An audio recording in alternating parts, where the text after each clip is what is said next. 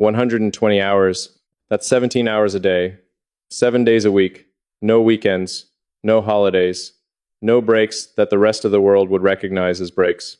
And I've been doing this for over 2 decades. People hear that number and they have one of two reactions. Either they think I'm lying or they think I'm slowly killing myself. Here's the truth. I'm not lying, and I'm not dying. In fact, I'm healthier now than I was 10 years ago. My mind is sharper. My energy is higher. My ability to solve problems has only grown. And tonight, I'm going to explain something that seems impossible. How a human being can work 120 hours a week, year after year, decade after decade, without breaking down. Because here's what nobody understands. The secret isn't superhuman endurance. It isn't genetic gifts. It isn't some hack or supplement or biohacking protocol. The secret is something far simpler and far more powerful. Stay with me. Because what I'm about to share could change how you think about work, energy, and what you're actually capable of. Let me be clear about something.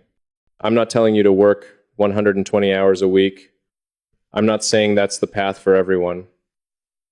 I'm not glorifying the grind or suggesting that your value is measured by your exhaustion. What I am saying is this: if you're going to push yourself to extraordinary limits, you need to understand how human performance actually works. You need to know what destroys people and what sustains them. You need to have systems, not just willpower, because willpower runs out, motivation fades, caffeine stops working. But the right systems, the right understanding of your own biology and psychology, that lasts forever. I've watched brilliant people burn out and never recover. I've seen driven entrepreneurs destroy their health, their relationships, and their minds in pursuit of goals they never reached. And I almost became one of them. Here's what might surprise you. I used to work 120 hours a week the wrong way, and it nearly killed me. In 2018, I was sleeping on the Tesla factory floor, living on caffeine and Ambien, working until my vision blurred and my hands shook, pushing through exhaustion like it was a weakness to be conquered. I gave an interview where I started crying on camera. The whole world saw me break. Headlines declared that Elon Musk was losing his mind. And in some ways, because I had made a critical mistake. I thought more hours automatically meant more results.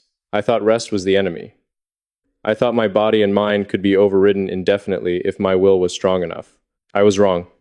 That breakdown taught me something I wish I had learned earlier. It's not about how many hours you work. It's about how you work those hours. It's about recovery, purpose, and understanding that sustainability isn't weakness. Everything I'm about to share came from that painful realization. Let me walk you through how I actually do this. First, I discovered that purpose is the ultimate fuel. When you're working on something that genuinely matters to you, something connected to a mission larger than yourself, the hours feel different. I'm not grinding through 120 hours because someone told me to. I'm doing it because I genuinely believe that making humanity multiplanetary could save our species. I believe that accelerating sustainable energy could save our planet.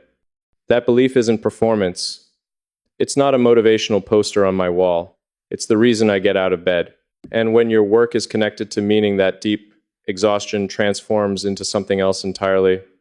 It becomes sacrifice for a cause. And sacrifice for a cause is sustainable in ways that pointless grinding never can be. Second, I learned that not all hours are equal. I don't work 120 hours at the same intensity. That would be impossible. The human brain can't sustain peak focus for 17 hours straight. Instead, I cycle through different types of work based on my energy levels. My highest focus work happens in the morning: problem solving, engineering decisions, strategic thinking. That's when my brain is sharpest, and I protect those hours fiercely. As the day progresses and mental energy depletes, I shift to lower intensity work, meetings, reviews, communication, things that require presence but not peak cognition. By evening, I'm doing the lightest tasks, reading updates, responding to messages, things I could almost do in my sleep. This cycling allows me to fill more hours with useful activity because I'm matching the type of work to the energy available. Third, I protect sleep like it's sacred. This might shock people who think I never sleep. The truth is, I need 6 hours minimum, and I get them almost every night. 6 hours isn't a lot by normal standards, but it's enough for me. And I've learned that trying to function on less destroys my performance so badly that the extra hours aren't worth it. A rested brain working for 12 hours will outperform an exhausted brain working for 16 every time, without exception. So I protect my sleep. Even when crises are happening, even when deadlines are screaming.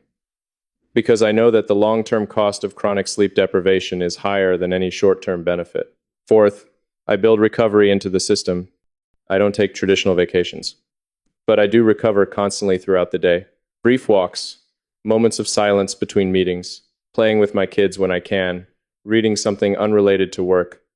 These aren't wasted minutes. They're investments. They allow my brain to reset so the next block of work can be effective. I've learned that recovery isn't something you do after you burn out. It's something you do continuously to prevent burning out. Fifth, I've accepted that health is the foundation. I exercise regularly now. I watch what I eat. I've reduced the substances I was using to push through fatigue. This wasn't always true. I used to treat my body like an obstacle to overcome. Now I treat it like the machine that everything else runs on. Because it is. If my body fails, the rockets don't launch. If my health collapses, the companies suffer. Taking care of my physical foundation isn't a luxury. It's a strategic necessity. I want you to understand something. 120 hours isn't a number to aspire to. It's a number that happens when the mission is important enough and the systems are sustainable enough. I don't wake up and decide to work 17 hours.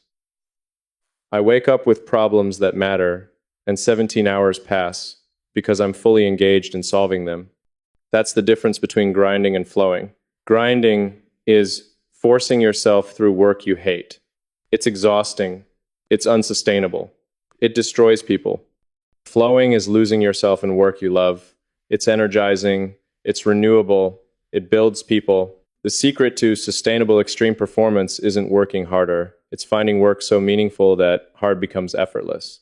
So let me ask you something. Not whether you can work 120 hours, but whether your current work is connected to something that matters enough to justify your life force. Because here's what I've learned. Most people aren't destroyed by working too hard. They're destroyed by working hard on things that don't matter to them. The burnout epidemic isn't about hours.